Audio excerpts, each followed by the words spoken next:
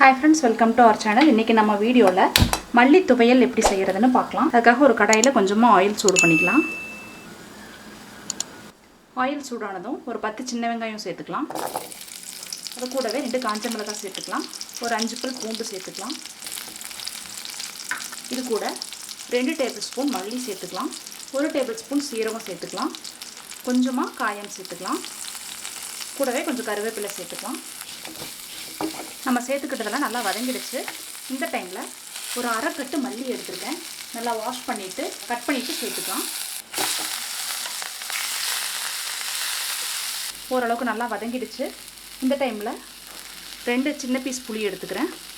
கூடவே ஒரு 1/4 மூடி தேங்காய் துருகிட்டு சேர்த்துக்கலாம். தேவையான அளவு உப்பு சேர்த்துக்கலாம்.